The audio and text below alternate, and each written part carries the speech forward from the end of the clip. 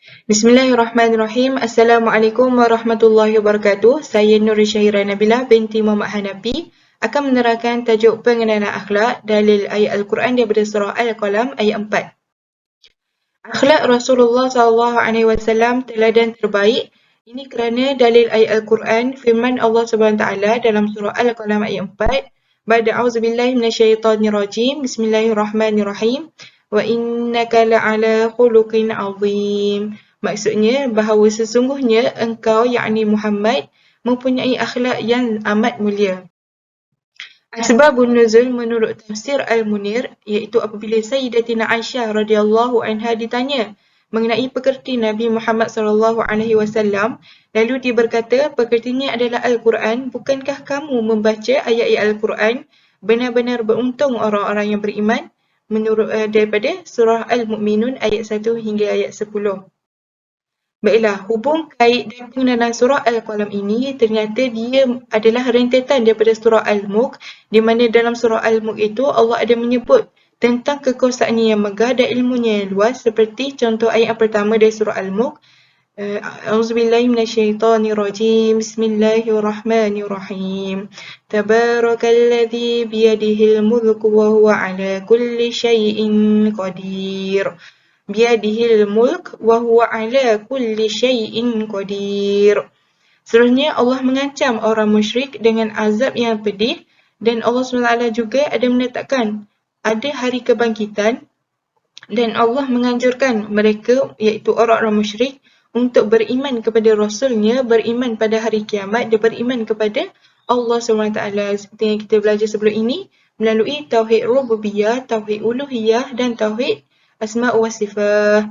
Jadi dalam surah Al-Qalam ini, daripada awal surah, Allah membebaskan Nabi-Nya daripada kebatilan orang musyrik yang menuduh Nabi seorang yang gila dan seorang tukang sihir. Lalu Allah juga memuji Nabi Muhammad SAW dengan pujian akhlak yang agung. Jadi untuk memahami ayat yang keempat ini, saya merujuk dua tafsir, iaitu tafsir Al-Munir dan tafsir Al-Azhar. Dalam tafsir Al-Munir, Nabi Muhammad SAW orang yang benar mempunyai pekerti yang agung yang diperintahkan oleh Allah SWT dalam Al-Quran. Kerana apa? Kerana baginda mampu menanggung beban derita disebabkan kaumnya yang tidak mampu ditanggung oleh para Nabi seperti apa yang baginda lakukan. Manakala dalam tafsir Al-Azhar, pujian Allah SWT yang paling tinggi diberikan kepada Rasulnya. Kerana keteguhan sikap Nabi Muhammad SAW ketika orang menuduhnya seorang yang gila, dan kesanggupan hati Nabi Muhammad SAW dalam menerima cacian dan makian daripada orang yang menentang dakwah Nabi. Menurut dalil hadis yang diriwayatkan daripada Abu Hurairah radhiyallahu anhu, Nabi Muhammad SAW bersabda, "Innama bu'ithtu liutammima makarimal akhlaq." Sesungguhnya aku diutus untuk menyempurnakan akhlak. Jadi, untuk memahami pengenalan akhlak, maka saya akan menerangkan apakah yang dimaksudkan dengan akhlak. Baiklah, akhlak daripada perkataan jamak khuluq yang bermaksud budi pekerti, tingkah laku dan tabiat. Menurut Imam Al-Ghazali dalam kitab Ihya Ulumuddin, akhlak adalah sifat yang tertanam dalam jiwa yang menimbulkan perbuatan dengan mudah tanpa memerlukan pemikiran dan pertimbangan. Contohnya, akhlak memuliakan tetamu. Ketika kita menerima tetamu, maka kita tidak membezakan antara tetamu A dan tetamu B. Kerana apa? Kerana orang yang mempunyai akhlak memuliakan tetamu pasti akan sentiasa memuliakan tetamunya. Jadi, di sini suka saya untuk memberikan contoh akhlak Nabi Muhammad SAW ketika peristiwa di Taif. Ketika peristiwa di Taif, Nabi Muhammad SAW menahan marah dan memberi maaf kepada manusia iaitu penduduk Taif. Kerana apa?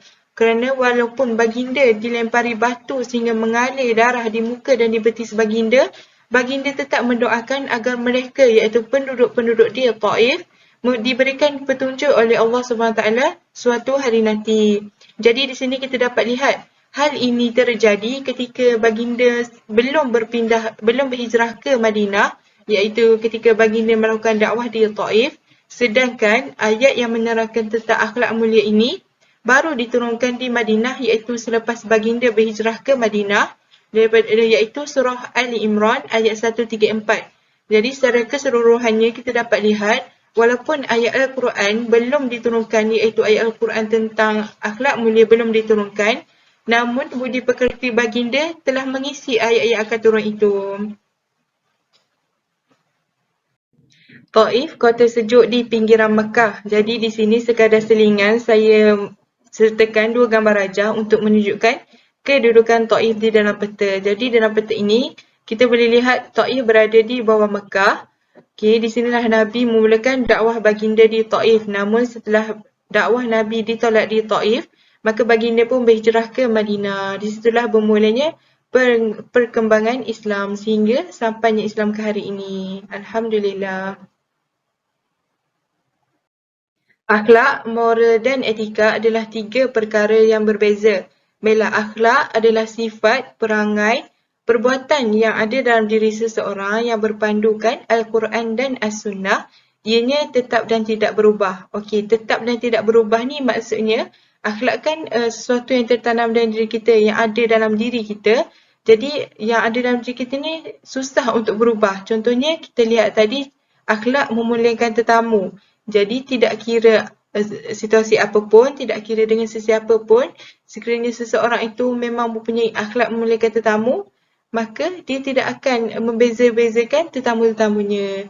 Seterusnya moral. Moral adalah tingkah laku, amalan, perbuatan dan nilai-nilai yang baik atau buruk dalam sesuatu masyarakat. Ianya diperolehi daripada pengalaman individu ataupun diperolehi daripada pengalaman masyarakat. Ianya sentiasa berkembang, berubah mengikut situasi dan masa. Jadi, kita dapat lihat akhlak dan moral ini adalah berbeza. Akhlak tetap dan tidak berubah, manakala moral sentiasa berkembang dan berubah mengikut situasi dan masa.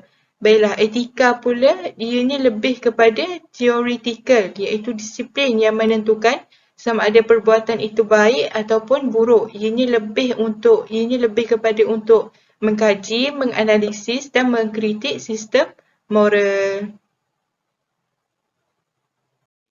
Pohon iman. Apakah berkaitan akhlak dengan iman? Baiklah, di sini saya tunjukkan ini adalah akar, iaitu akidah kita, rukun iman yang kita imani itu. Dan seterusnya ibadah, iaitu rukun Islam, fardu kifayah dan ibadah sunnah. Jadi perkara-perkara ini adalah sesuatu perkara dalaman yang kita ataupun perbuatan yang kita lakukan. Maka melalui perbuatan-perbuatan ataupun iktikad kita ini akan melahirkan buah, iaitu kalau dalam pokok ini buah itu adalah akhlak. Akhlak kan sesuatu yang terzahir.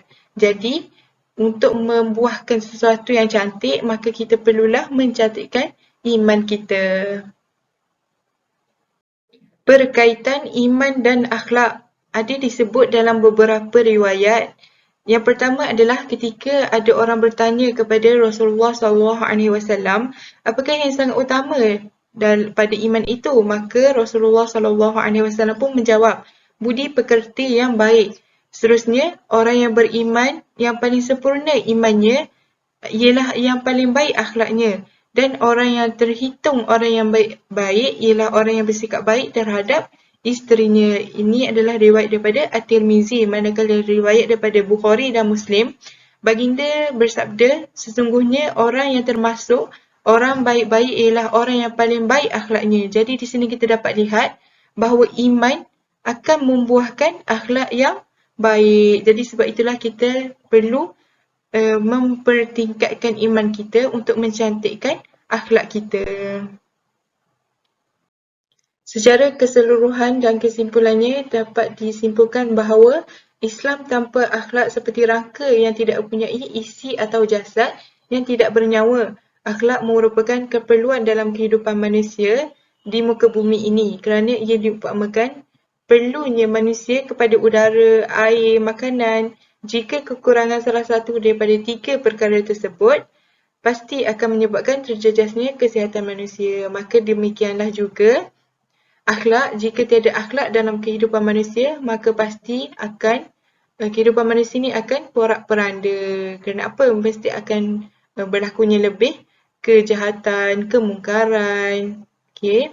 Suka saya untuk menyebut kata-kata daripada Habib Nurmagomedov, iaitu peninju yang hebat, berkata, non-Muslims don't read the Quran, they don't read the Hadith, they read you. They read you, so be a good ambassador of Islam. Maka di sini kita sebagai orang Islam yang memahami apakah fungsi akhlak-akhlak dalam kehidupan kita, maka kita sebagai orang yang faham, kita kena menunjukkan contoh-contoh yang baik bagi orang yang tidak memahami, bagi orang yang jahil. Kerana melalui akhlak itulah senang untuk dakwah dilakukan. Sebab apa? Sebab orang tertarik dengan kebaikan-kebaikan dan akhlak-akhlak yang kita tunjukkan. Jadi, tunjukkanlah akhlak yang baik di mana pun, dengan sesiapa pun, kerana kita tidak tahu dengan akhlak kita ini akan memberi inspirasi kepada masyarakat. Berikut adalah senarai rujukan. Yang pertama Al-Quran, yang kedua kitab tafsir Al-Munir dengan kitab tafsir Al-Azhar. Yang keempat slide hubungkan iman dan akhlak daripada Dr. Wahibah. Yang kelima jurnal, iaitu berkaitan tajuk ayat-ayat akhlak dalam Al-Quran. Dan jurnal juga hubungan antara akidah dan akhlak dalam Islam. Jadi di sini lampiran tafsir Al-Munir dengan tafsir Al-Azhar. Sekian saja daripada saya. Mohon maaf jika ada beberapa kesilapan. InsyaAllah dengan pertengahan ini kita dapat memahami apakah yang dikatakan dengan akhlak, ayat yang berkaitan dengan akhlak dan contoh-contoh akhlak Nabi Muhammad SAW yang dapat kita contohi. Jadi saya sudahi dengan Assalamualaikum warahmatullahi wabarakatuh. Sekian, terima kasih.